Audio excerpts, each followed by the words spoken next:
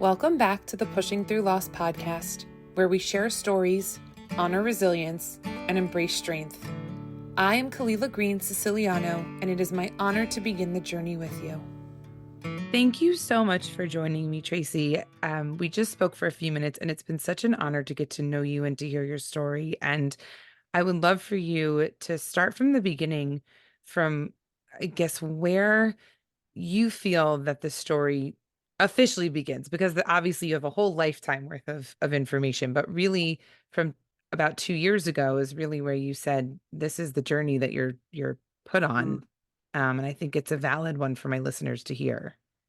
Yes. Thanks so much for having me. I feel very blessed to be on your podcast, and I think I just happened to see your invitation at the right time, and so I want to extend my gratitude to you as well, Thank you. and on your show. Yeah, I felt really strong to speak because my husband passed away May 23rd. 2022. And it was very unexpected. He was very healthy. He just pretty much had a clean bill of health the April before from his doctor. And even as I speak, I'm starting to remember things of like, well, maybe something wasn't quite right with him, Mm. and he mentioned he was kind of tired. And one day he called and he's like, hey, can you bring me home something? I think I have gas. I just don't feel good. Mm. And actually the night before he thought he had gas, and we went and walked, and we did 14-mile, hikes together and did Wow. together. He had such a strong um, physical body in terms of body health, and pretty much we thought he was fine. Mm. So he felt a little off that night and didn't think much of it. Um, and then the next day he called and he'd gone home early and said, I'm home in bed. I must have the flu or something like that, but I can't get rid of this gas. He said, I can't get rid of this gas. So I said, I'll bring you some Gas X. So I get home and he's sleeping. He's kind of clammy. And he's like, no. He wakes up and he goes, no, don't hug me, kiss me. He thinks he's got COVID. He thinks he has a flu, some digestive issue. And then he got up and he actually, I have a podcast of my own. I went to my podcast and then we sat afterwards and watched a TV show. Mm. But I remember him just being clammy and just not very healthy feeling. Mm. But hours later, got into bed, turned out the light and heard this weird sound that wasn't normal. Mm. And I nudged him and he was unconscious. And so I flipped on the light and he was unresponsive. And so I started CPR. And just the aspect of doing that with him is something they'll have to get through the memory of. Mm. He ended up, just to give hopefully this will help people too. He ended up about 20 minutes later, finally getting a pulse with the aid car. They took him to the ER. He was in triage. They took him in to get, a scope of some kind to figure out what was going on. It took like hours. And the doctor came out and she was just exhausted. She said, number one, she thought he had won his body. She had fixed the problem, but he had a tear in his artery of his. So he had this bleeding going on. And then when it finally clotted, he'd have a heart attack. They would get cleared. It would clot again. So the poor man did 6 rounds of cardiac arrest because of a blood clot, because also he didn't have straight arteries. She said she had the hardest time getting equipment in there to fix everything. But she came out and she said, he's doing great. He recovered fine. Spot, his everything's good. And she said, this is what's normally called a widowmaker. And so I'm thinking, we got this, right? I can go into recovery and see him soon. I'm okay. He's okay. Yeah, he's gonna be fine. And Right. But what had happened was his brain died, and we found out in a week that he did not have enough going on in his brain, just from the all the loss of oxygen. Mm-hmm. His brain, his body was physically fine. Right. And That's right. incredible that they were able to repair his heart. Yeah, it was incredible. And so when it finally came to terms that he wasn't going to come home, it was really hard. Our daughter's birthday was May 22nd, and and she was just we're the night that he had the heart, like the Friday after he had the heart attack, he was supposed to meet her now 1 year love, and we just had all these moments of grief or frustration. Um, but at the same time, we had amazing things. I felt like we were almost pieces on a chessboard, and how our family was able to get from all these different odd places to get there to say goodbye. Mhm. But I went into this odd fog, and just emptiness, and Mhm. and the thoughts of, why am I even here? I mean, Mhm. I cry a little bit in this, but it's like, I think he was so much of a better person than me, right? And why was it him? And Right. and why are all the good ones? And like everyone's like, why all the great people? Why? So Yeah. we didn't. So the comprehension of having not only him gone, but also getting over some guilt, because it's like, I'm a health coach, personal trainer. Why wasn't I smart enough? Right. His coworker, she's like, I saw him anxious. Why the heck didn't I make him go to the doctor? Right. And so, along with the grief, we've really had to work on guilt and blame. And It's so so, interesting that you bring that up because even from a miscarriage perspective, it's the same thing that I mm, went through weeks mm, and weeks and weeks of saying, what if I did this? And what if I didn't do that? And what if I ate this? And what if I didn't eat that? Because it's mhm, it's it's that same guilt where I'm in charge of taking care of somebody. I'm in charge of growing somebody. And mhm, yet when it comes down to it, I have no control over the situation. I mean, I have bits and pieces of mhm, control, but for the same as you, there's mhm. only so many what ifs you can say before you can drive yourself into this hole of despair.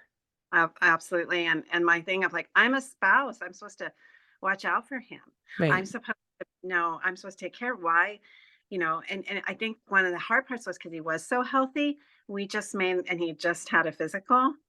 We made an assumption he was fine. Right. And never would this have come up in our mind. And everyone keeps telling me, he had a place in this as well, to know Hmm. the difference in his own body, right? Hmm.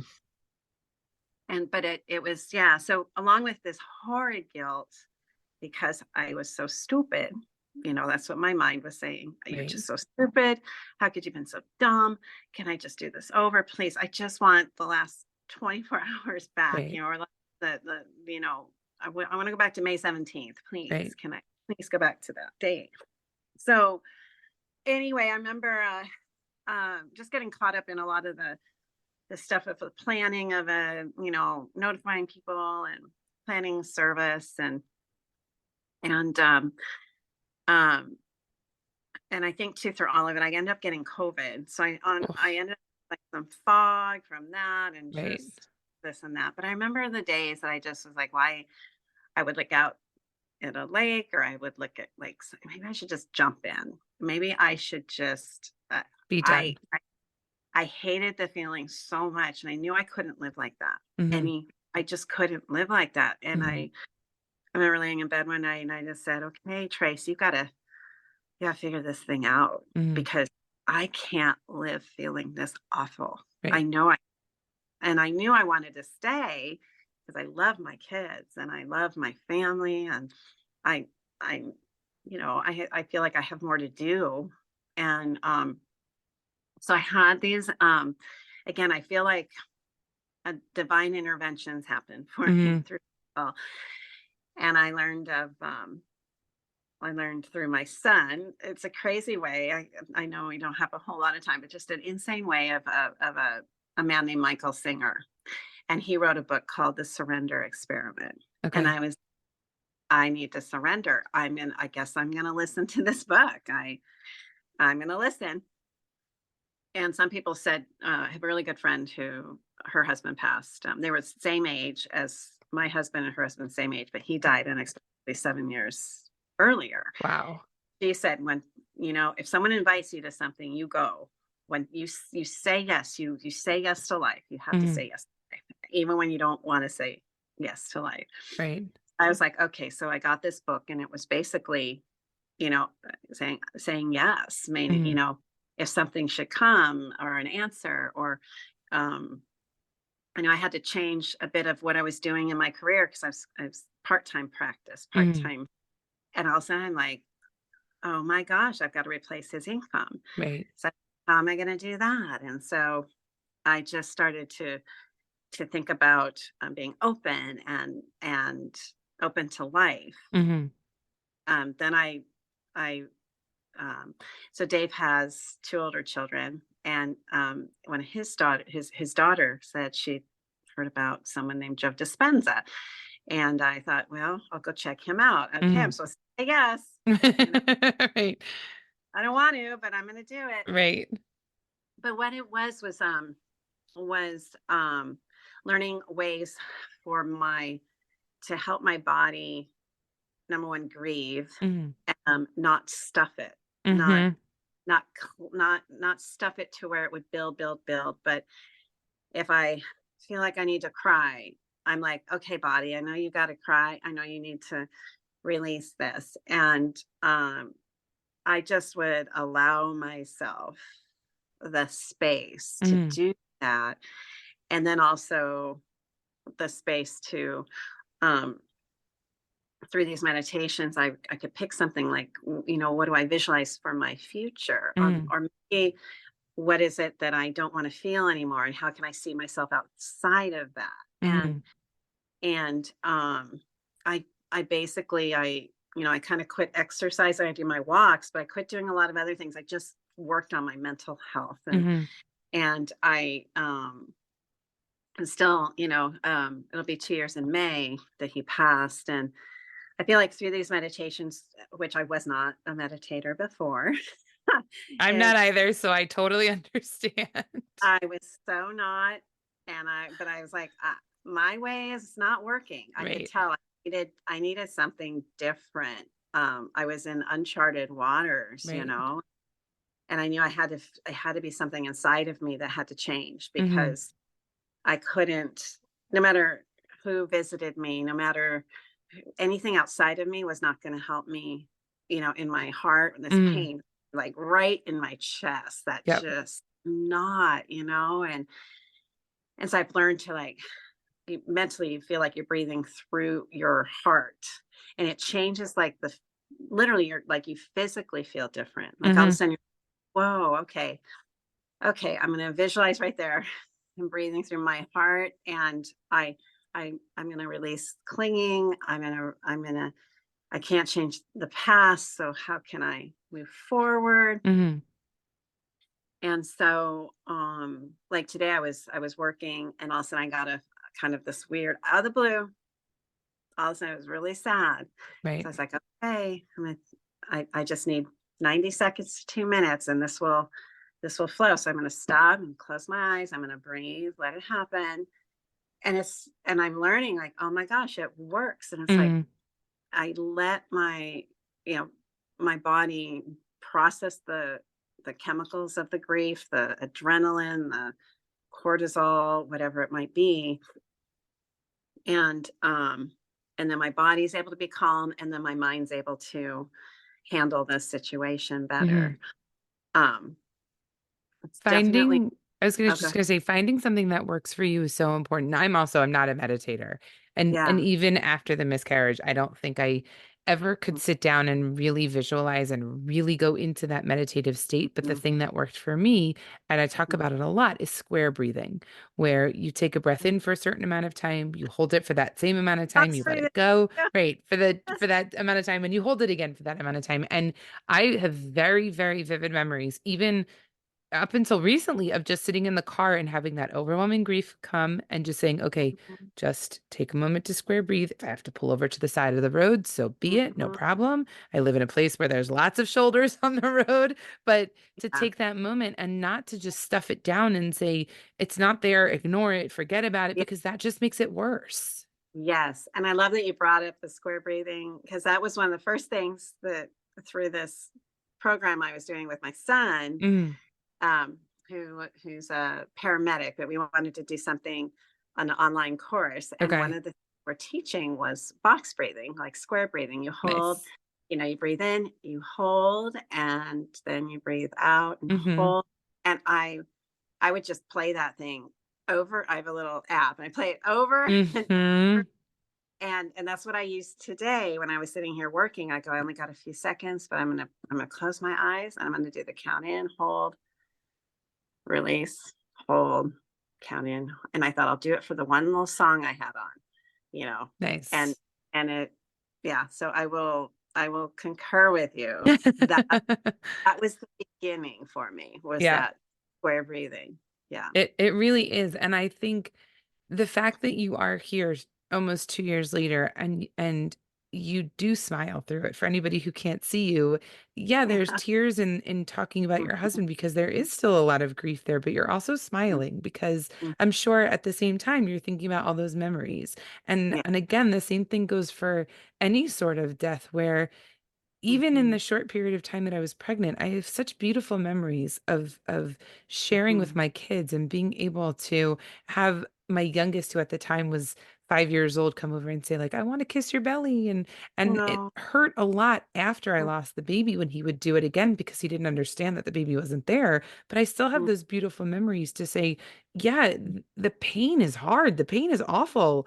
But mhm. thank God I have those other memories in there. I love how you brought that up because, in the beginning, it was just pain, Right. and I couldn't look at pictures. I couldn't look Mhm. at memories.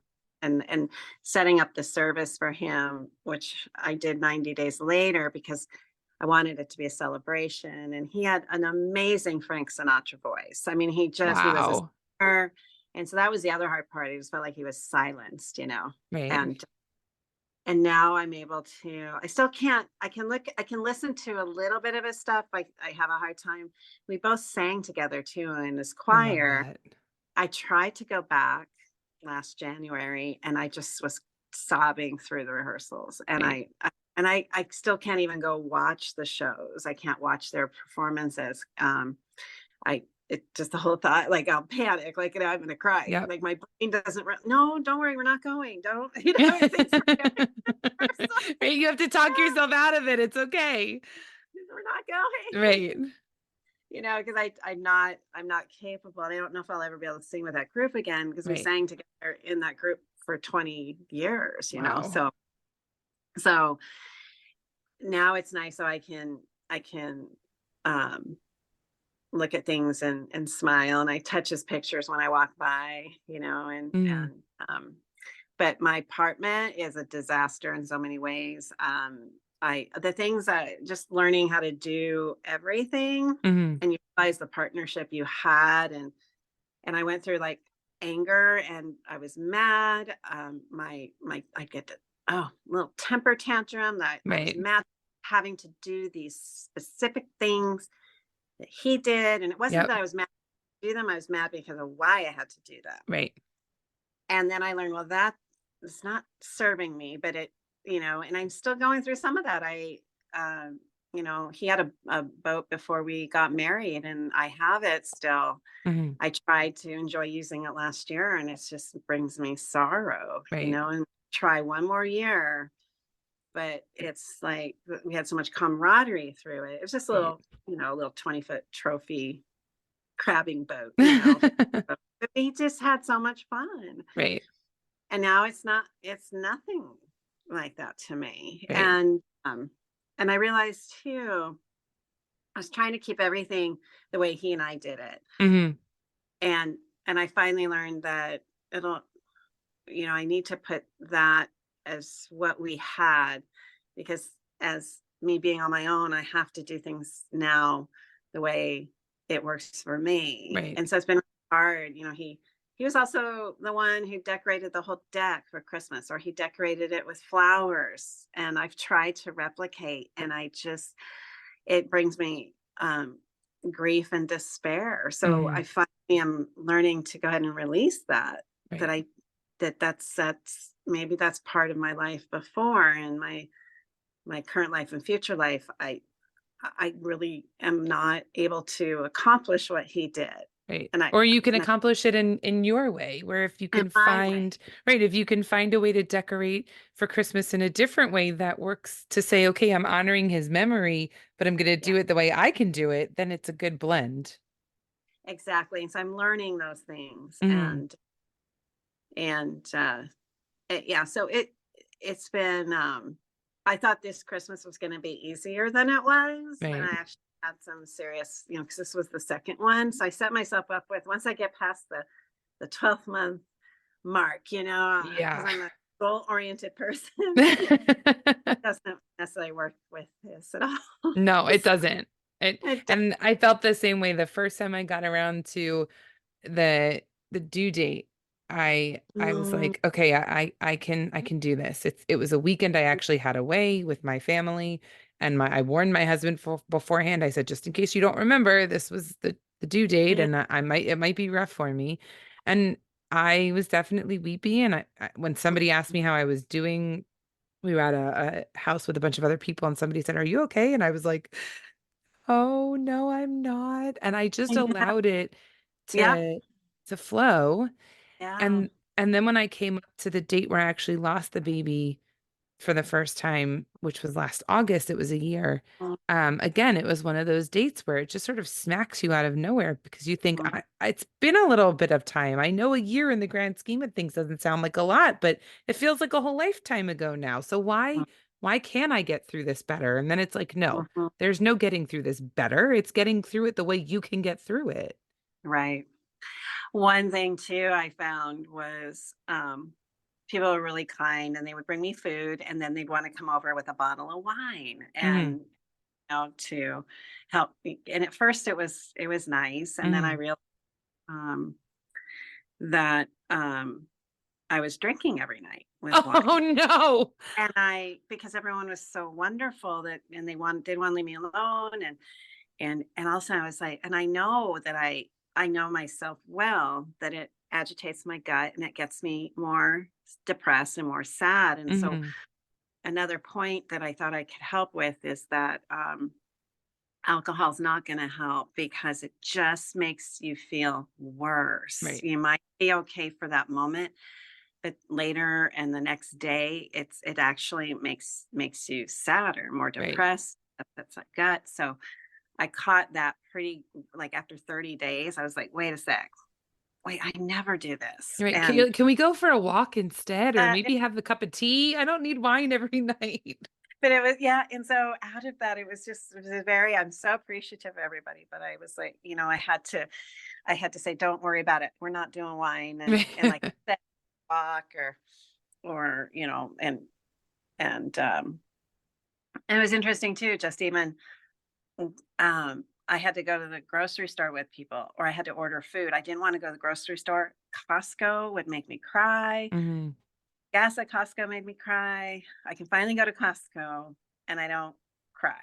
Right. Um, and it's so, just those little things, So, and like you were saying, how for you too, you just aren't, you thought after, the due date that you would be okay. And I did take some time. I went to, the ocean during the one year, because I Hmm. just wanted to be kind of on my own. Elise, who was having her birthday on the 22nd, her boyfriend was taking her somewhere, and Oh, so, that's so lovely. yes, I went to the ocean, and, my one sister came to visit me a couple nights, and then my best friend came, and I, like, oh my gosh, the last night there, I was walking on the beach. I almost didn't want to go, and had the most incredible sunset. And then this eagle showed up, and it flew off into the sunset. And it was sort of like, I felt like it was a message or a gift to me, Hmm. that okay, I've made it this far. And Hmm. I've had so many interesting little things happen. That I was writing them down immediately, like, after he passed, to, throughout the first year. I'm like, oh my word, just these gifts from nature or something that was Hmm. just amazing. And so I'm really proud of myself for, again, surrendering, and the aspect that opening myself up that I can have a future. I don't know what it's going to look like. I try and think of what is it I want. Not really sure yet, but that's okay.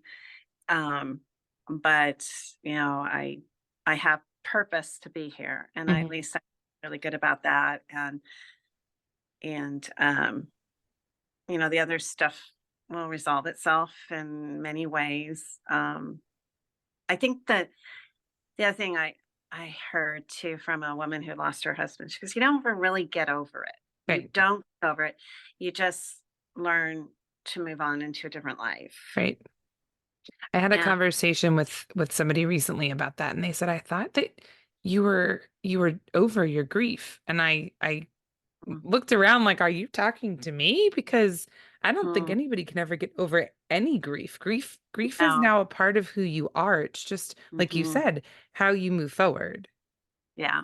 And how do and I can't run from it. Sometimes I want to run away from it, Right. I just I have this little image in my mind. I'm like running. It's still right there. It's like I a don't want shadow. I just want him back, and I had a really neat dream about him. I didn't dream a lot about him, but I had a really neat one. Oh, maybe it was last month, where I felt like he was there, and we were talking, and having a good dream adventure. Hmm. It didn't make a lot of it didn't make sense, but it was really nice. I felt like he was there, Hmm. and um, but yeah, and my mind will pull things like, oh, I would love it. I could hear the door open, and hear him say hello, the way he always did. And what would I do if he walked in the door? Right. That would be amazing, but that's not going to happen, right? Right. So, yeah. So, just I know. I don't. Things, but you don't, and Right. and you we can get through these things and become a better version of ourselves than we were Mm. even then. And I know that those that love us would want us to do that, and I know that he would want me to show up and be my best version of me. Right. And so yeah. So again, my hope is to let everybody know that it's a journey. You'll grieve your own way. Definitely, don't feel pressured by anybody, Mm. um, how you should do it. Listen to someone if they think that you're maybe needing some help and you don't Right. want it. Um, I know for me, I had a hard time scheduling grief counseling because it was like, it doesn't happen at 1 o'clock on Friday. Right. No, I need it now. And then in 10 minutes, I'll be okay. I know. So it's like, so I found like when I was in some of the groups that it just made me feel worse. Right. So I found for me being on my own, sitting and just letting it happen when I needed to let it happen. And you know, I believe a lot in rewiring your brain, the way your brain thinks. You have to create new neural pathways. Mhm. And as a personal trainer, I work a lot with people even just through body movement. They don't know how to do something. Well, over repetition, you create new neural pathways. So Mhm. I was like, okay, I've just got to do that with this. And when I say just, that's not simple. Just I want to make sure I say that. I gotta do it like that. Yeah, it's a heavy one, but give my brain an opportunity to um, whatever the plans we had before are not going to happen. So I have to rewire that thought process. I have Right. to I have to figure out where to put those thoughts, and then and create new ones. Right. And so that's been a very much focused thing of listening to books over and over and over again. Mhm. and over again, just I was give gonna myself. say you make it seem so easy. I know it's almost 2 years and I'm sure that it's Mhm, been a very difficult journey, mhm, but just listening to how you really found that moment of clarity and saying, I have two choices. Either it's gonna be I jump in that lake and that's it, or I stay here. And I think knowing that you had your family, knowing that you had your friends, knowing mhm, that you didn't want to leave them in the position that you felt is really mhm, powerful. And it's really mhm, something that can ground you. And to say, even if it's one person, even if it's your husband, your child, your mother, your father, whoever it is, a best friend, that one person who cares about you enough to want you here mhm. to keep trying. Because Yeah. I think I felt the same way. I have a very vivid memory of being in my bed and knowing that I had my three kids and my husband and saying, I have to get up. I can't Mhm, just keep sitting here. As mhm. much as I want to not think about outside my bedroom door, let alone outside my house, I have to get out of bed for them and not for me. Yeah. Yep. And those days were hard. I literally sometimes I'd be on my knees just Right. crying, and I'd let it happen. I'd be on my knees just sobbing, and and and that literally, I'm so grateful I gave myself room to do that. Hmm. Um, and again, my other thought was, well, I could just, stay and still make a choice of okay, maybe the alcohol wasn't such a bad idea. Or Right. maybe I just go ahead and make poor choices because everyone would understand. And I Right. just know that is not the answer. Right. And that's why I knew um I had to find something and do the work and be willing to do the work and um and show up for myself, for my husband, and for my family. And not to say sometimes there aren't days that I'm just like, Not happening but today. yeah, but I allow the thought to process. I understand them now, and it allows me to show up and get my work, go to work and help clients, and Hmm. you know, and but yeah, I think definitely finding something that works for you, and it might take some, varying times of finding what that is. That's Hmm. okay. I think it was probably 90 days. Let's see, he passed in May, but I think it was October. Yeah, it wasn't until like October that these things showed up for me that made Hmm. sense. Hmm. So being okay, um, um, knowing that if you seek, your subconscious mind will be aware, and it'll be like, oh, looking, Right. um, to help you find solution.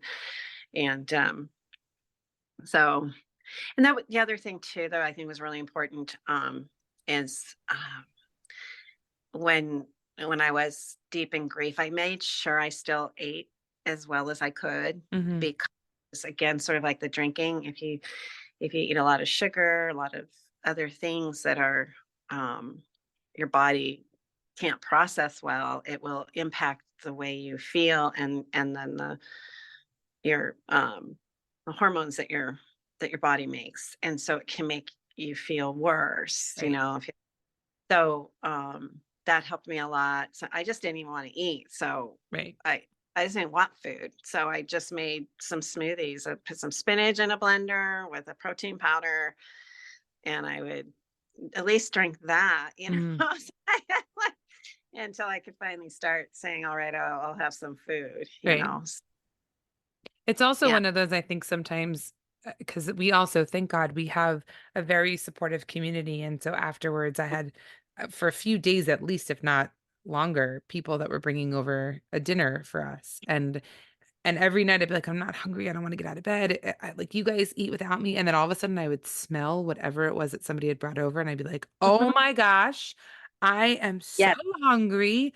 I am so grateful that someone thought to Mhm. bring me whatever it was, chicken or eggs or whatever, that I like, I feel like I came charging out of my bedroom being like, feed me now.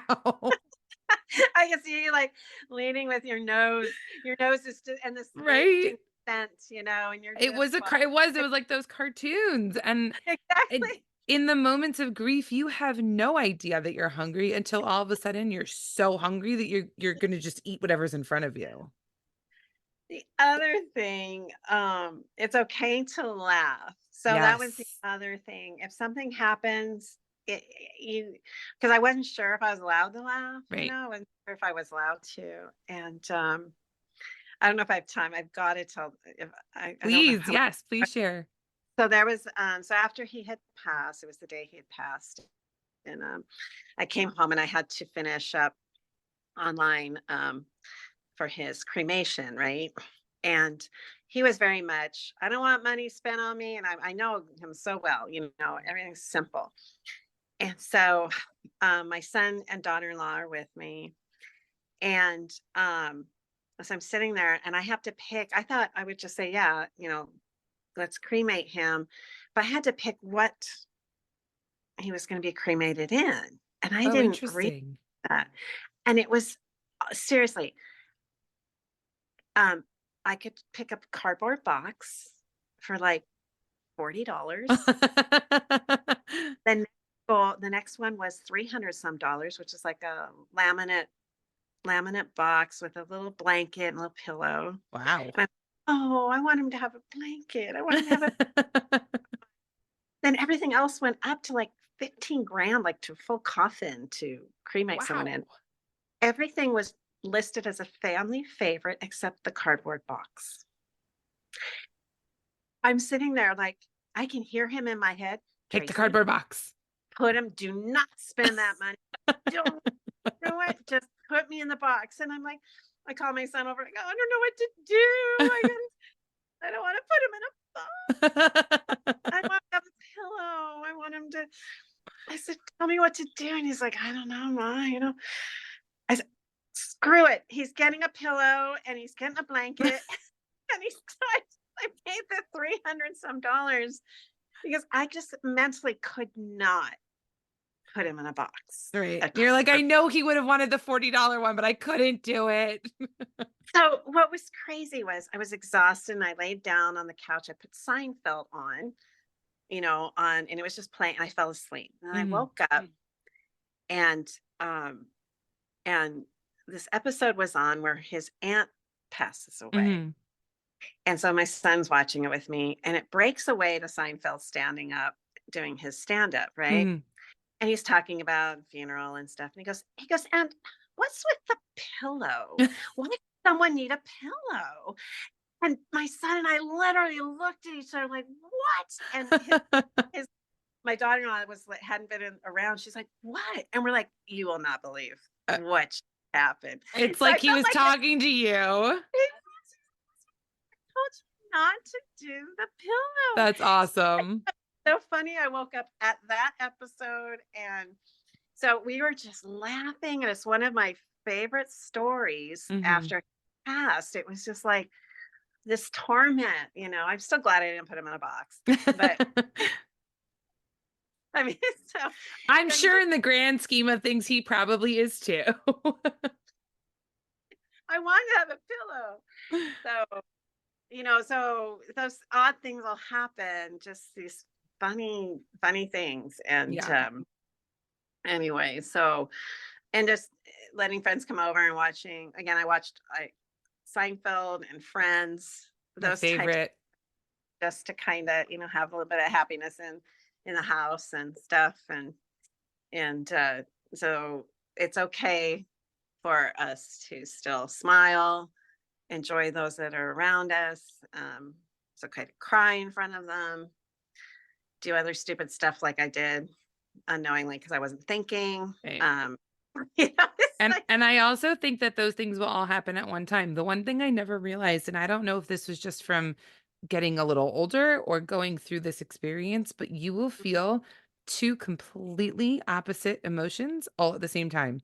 oh, I have had many moments where I have been in literally the utter despair of grief, and yet I have felt so elated at the same time for something one of my kids did or something my husband did or something mhm, my parents did or my best friend or whatever it was. And I'm like, I want to cry, but it's from happiness, not from grief, but I'm still stuck in this grief. And yet I also want to laugh. Mhm. I was like, I don't know what to do with this. Yes. It's sort of um, when I hear music sometimes. So I love, classical music, jazz, all that. Because again, we sung together, and I'll get the same. Something is so beautiful. I'll hear it, Hmm. and I I start getting tears because it's so beautiful. I just love it so much, and then it's like, the other side. Yes. Oh, it's just amazing. Yeah. How wonderfully complicated our emotions are. Yes. Uh, 100%. yeah, yeah. So, but I think back and just have so much gratitude to everyone who's helped me. I have gratitude for, yeah, I don't know spiritual beliefs of people listening, but I just feel like I've had a higher power helping me, watching Hmm. over me. That could be however anyone wants to be, Define it. define that be. Right. You know, I I I I feel like I'm mad at that power. Oh, I was pissed at God, just mad. Yeah. I had there's some explaining to do. Yep. I felt. Yep. I'm I'm not in an organized religion of any kind, and it was fun. My dad is, and I'm mad at God. I am so mad at him because I knew he could comprehend that, right? And um, but I've I'm coming to terms with. I know that Dave, if we didn't make the choice to let him go, he would have been really upset. If he potentially had the ability to come back, he would not have come back the way he would want. He would have been so angry with us. Right. Like I feel like I've respected him, his decision and conversations we'd had, about what if one of us goes, Hmm. or the other. Um, the kids knew, you know, they knew like he would be so upset. Right. Uh, so we wanted to honor that. But the reality was we really didn't have a choice. Right. I mean, he wasn't going to be able to. The tests were, his brain just wasn't capable Right. to keep going. But so I feel good about. I know what I know that his choice would have been the way it happened. Hmm. I intervened by giving CPR, but he would have, we talked. What better way? You crawl in bed with your sweetheart and Right. you just, Right. uh, except I was trying to wake him up.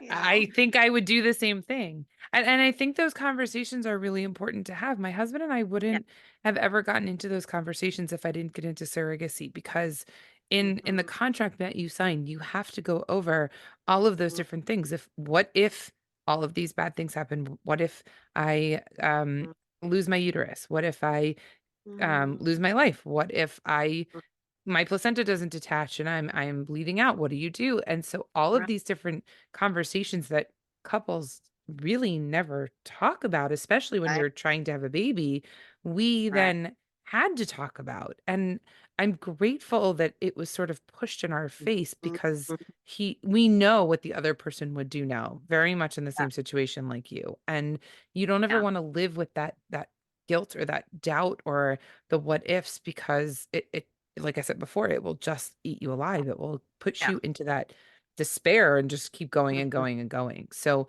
the yeah. fact that you did know is really important. Mhm. It's really important, and not being afraid to talk about it. And I've told Right. people too, I said that, things now, I was like, well, I would have done this a little better. Um, I would have had us option our life insurance maybe a little bit different, Right. things like that, just to give me a little more time, and, or whoever the surviving spouse, just a little bit more time Right. to, I was very grateful that I had time. And I'm very lucky that I did not have to go back to work right Mhm. away, you know. So it's important to have those discussions, and just what if, Right. what if, and not that you want that, but that really, it will help the surviving spouse, the family, everyone so much if Right. you make your and just make it a verb, even if it's just verbal, Right. it definitely could, it's written, but have those conversations because then they really come up in the time of stress and anxiety and like your adrenaline is just I don't think I slept all that week. I maybe slept by his bed an hour or two. Right. I wasn't tired. Right. I mean, so your adrenaline is on fire. And if you know those answers, your brain will kick in and it Hmm. will help you make decisions. Right. Um, and so, yeah, I'm so happy we had those talks. Yeah. And yeah, And I'm so a big believer of having them early on. My husband and I got to know each other cross country. We met when he was in New York and I was in California. So oh, we would have many, many, many long hours mm, conversation where it would be everything from what do you want to name our children to mm, how old do you want to be when hopefully our kids get married? Like it was everything under the sun. And I think yes, those conversations of the hard stuff are also equally as mm, important in getting to know somebody because it really gets down to the essence of who they are. absolutely. And the one thing you want to do is honor your spouse or Right. your And you loved would ones. want to be honored the same way. Yeah, and it may behoove. So I'm thinking about this. I've got adult children now. I should have those talks with them now. Right. Like, what can I do to honor what you want, Right. or what you would like? And it's. I think we as a culture have a hard time thinking that death is even something to talk about. Right. It's kind of shoved under the rug, right? And but it is a part of being a human being or, Right. or a living creature on this planet, Yep. and so yeah, it was definitely worth having those conversations. Hmm. So Yeah. yeah, definitely. I just want to thank you. I know how hard it is to work through a conversation sometimes, and especially when you're in a place of like, right now I'm feeling good. I don't know that I want to talk about it at the moment. And to Mm-hmm. say, no, right now I am going to talk about my husband. I'm going to talk about the grief. I'm going to talk and share with others just the steps that they can take because it's not an overnight thing. It's not going to just go away. It is something that you'll live with forever, but to know that you can still live on the other side and to not just survive, but hopefully thrive even Mm-hmm. without your husband here. You are you, and that's okay. And you're honoring his memory by doing that. So I just want to thank you so much for sharing. Oh, well, I am so grateful to you to having me on. I feel like it was meant to be that I just happened to hop in and see your post yesterday. There Yeah. was there was I mean, or 2 days ago, and I couldn't believe there was something available, Yeah. so quick to be able to speak to you. And I just know how hard it was for me, and and whoever is listening or whatever stage you're at, you're not alone, and my heart's with you, and that just knowing you're not alone. You feel alone, but you know we're all out there, you know, with you. If that Yeah, makes I sense. I agree. hope. No, it totally makes sense. And I think for the people listening, it makes sense because they've all been there. Yeah. Yes. Yes. So, yeah. Well, I'm so grateful to be here. Thank you so much. And yeah, And I felt like, in case people have questions for you or want to learn more about your coaching, where can they find you? oh, oh, right. So I have a website. It's Tracy, Tracy, Cromwell, CROMWELL.com. And you can find me on Instagram, and on Facebook. It's a little confusing on Facebook because I have my maiden name in there too. I want to honor Nice. my that. So Tracy Schroeder Cromwell. You can follow me. I have some business page out there too. But Perfect. yeah, you can DM me. Absolutely. Um, and And I'll make yeah. sure to put all that in the show notes so people can also click on it Oh, if they need great. to. Oh, okay, great. Yeah, Yeah, thank you so much. perfect. Well, thank you so, so much. And I look forward to watching your journey because I think that you're still here to do amazing things. Thank you so much. And I just know Dave would want me to. And like you said, I want to honor him. And that's why I wanted to get talk to you, Thank because I you. think people need to know about him. And his Totally. He sounds like a really incredible guy, but I also think you sound like an incredible lady. So Thank you were a you. good fit. You too. Thank you for joining me today on Pushing Through Loss. I hope this episode has provided support, understanding, and a sense of community.